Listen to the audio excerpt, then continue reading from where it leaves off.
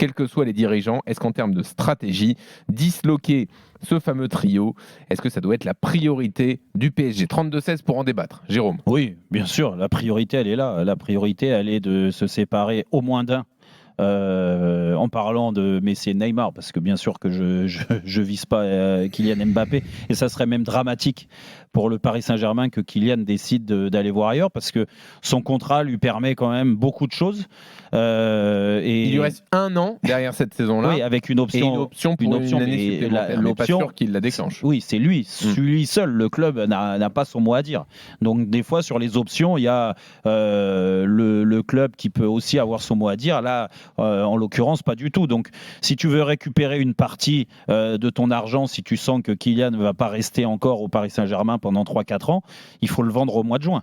Et là, c'est pas perdre un joueur seulement sur les 3, c'est en perdre 2 déjà, parce que moi, je pars du principe que dans tous les cas, dans le projet club, Léo Messi, c'est une anomalie depuis qu'il est arrivé. C'est dur de parler comme ça d'un tel joueur qui a autant marqué l'histoire du football, mais c'est les réalités malheureusement par rapport à son investissement et par rapport à ses prestations tout simplement. Il n'arrive pas à passer le cap pour plein de raisons. Très certainement, qui se sent un peu orphelin de Barcelone, même s'il dit que dans sa vie aujourd'hui ça s'est amélioré, la vie privée, tout ça, mais ça se voit pas sur le terrain.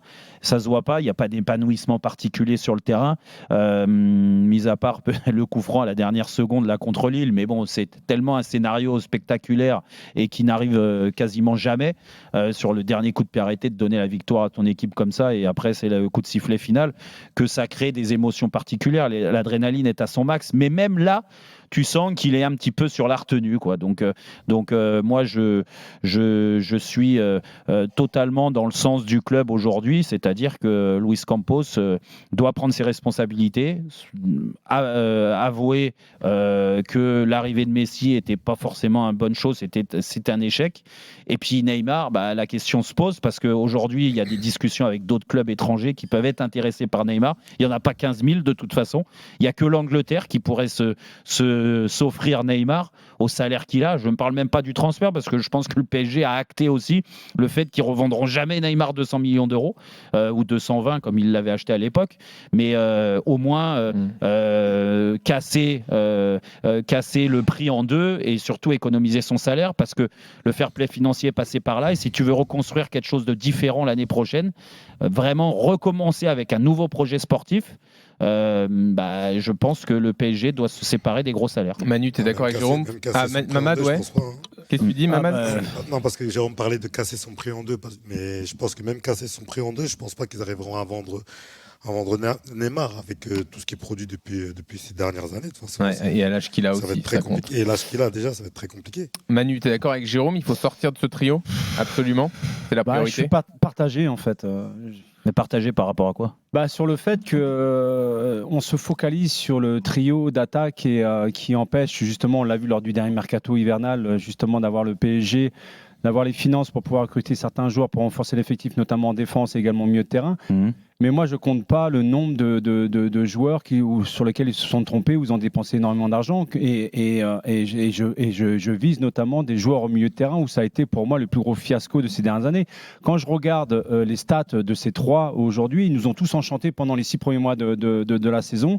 Quand je regarde Lionel Messi... Enchanté, c'est un grand mot. Quand je regarde Lionel Messi ou Neymar, certes, ils sont ouverts à certaines critiques, mais de là à chaque fois les fustiger en permanence, parce que j'ai pas mal réfléchi ces derniers jours et je me dis, mais pour moi, le problème du PSG, ok, on peut les fustiger, on peut fustiger justement le fait que Messi marche, mais il a toujours marché. Au Barça, il a toujours marché, il a toujours été décisif dans la plupart des matchs. C'est pas la question de marcher. Non, mais la question, c'est, pour moi, est-ce qu'on se trompe pas de cible à l'heure actuelle? Est-ce qu'aujourd'hui, ce ne sont pas d'autres joueurs que le PSG a essayé de prendre Comment tu peux citer d'autres joueurs alors que, parce que pour moi, au niveau de la masse salariale, mais au niveau de la masse salariale, oui, Manu, justement. c'est des mec qui touche plus que 30 millions sur Il n'y l'année. a pas de souci, je comprends ça. Sauf qu'à l'été dernier, le PSG avait quand même une enveloppe de 120 millions. Il les a dépensés sur des joueurs qui ne répondent pas présents sur le Mais terrain. ça, tu peux pas le deviner. Non, mais tu peux pas le deviner. À un moment donné, ouais, parce que c'était même pas des premiers choix, c'était même pas des deuxièmes choix. C'était Non, presque... Ruiz, Mukiele, c'est pas des mauvais joueurs, Manu, quand même. Non, c'est pas ce que je suis en train de te dire. Je suis en train de te dire aujourd'hui, c'est quand tu regardes l'Argentine, comment elle a gagné la Coupe du Monde, c'était 10 soldats qui se sont mis au service de Lionel Messi. Oui, mais ça, Aujourd'hui, c'est pas possible à Paris.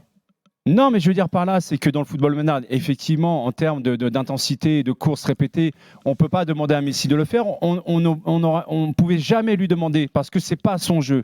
Neymar, c'est plus un artiste aujourd'hui qui est au service justement des attaquants. Moi, c'est plutôt Un artiste, des joueurs. mais moins sur le terrain. Je peux comprendre aujourd'hui qu'ils soient des cibles vraiment privilégiées pour qu'on les défonce en permanence. Et quelque part, même moi, j'ai été Mais critique c'est avec la eux. honte de la gloire. Mais quand je regarde même ces stats, les stats de ces joueurs-là, que ça soit. Ouais, mais je parle pas en championnat, je parle même en Champions League. En Champions League, les 2 gros matchs que tu as eu à jouer contre Benfica, Mais parce que l'aller et le retour. Mais on se Et trompe est-ce que t'as encore. vu des... Mais Jérôme, comment on se trompe. Parce que ces joueurs-là ont besoin d'avoir des joueurs de profondeur, des joueurs qui courent autour d'eux. Ça a toujours été comme ça. Au Barça, c'était comme ça. Et Neymar, c'était comme ça également avec le Brésil. Alors donc en fait, ces mecs-là, ces mecs-là, en fait, tu les mets dans un contexte particulier. Mais par contre, on dit que Non, ils font partie des meilleurs joueurs du monde, ils peuvent pas s'adapter. Non, mais c'est pas à eux s'adapter, c'est les joueurs autour d'eux. Je suis désolé. Mais partout où ils sont passés, ils ont fait des étincelles, ils ont été brillants. Mais et pourquoi ils l'ont été parce que des joueurs autour d'eux se sont mis à son service. Aujourd'hui, c'est le gros problème du Paris Saint-Germain. Ils n'ont pas une équipe de soldats derrière. On a l'impression que tous les joueurs qui viennent au PSG veulent jouer de la même manière que Messi et Neymar. Moi, aujourd'hui, je veux bien qu'on leur tape dessus par rapport au match contre le Bayern, mais il y a encore un match retour à jouer. Et sincèrement, je pense qu'ils sont capables justement d'inverser la tendance, d'inverser la table. Tu penses, bon, Neymar, ce que je te dis, Jérôme, c'est que quand tu prends des joueurs comme ça, ce que je te dis, et c'est là où moi je vise la direction et je vise Campos. Ouais. Quand tu prends des joueurs comme ça, tu formes un effectif derrière qui soit à la mesure des attentes de ces joueurs-là, qui soit capable de courir dans tous les sens, d'amener de l'intensité. Mais comment faire, et d'être à partir du moment où il y a 3 stars. Et c'est pas ça le problème que tu dis. Et c'est là le problème. Ruiz, tous ces joueurs-là, Soler, tout ça, ne sont pas des profils comme ça. Même Verratti n'est pas un profil comme ça. Quelque part, je me dis, ils se plantent en permanence, année après année, sur leur mercato, sur des joueurs marathoniens. Mais je veux des mecs qui se mettent au service de Messi. Gay, avec Herrera, avec des joueurs comme ça précédemment. 7 ballons d'or, non, le mais mec. Manu, sur il a été ça, je rejoins Jérôme. Aujourd'hui, le PSG, ils n'ont pas l'effectif. Non, on est d'accord, parce qu'ils se gourrent sur les profils qu'ils prennent. Ils se gourrent aussi sur plein de choses. Aujourd'hui, tu vois très bien depuis le début de saison qu'il y a une équipe avec Mbappé, il y a un PSG sans Mbappé.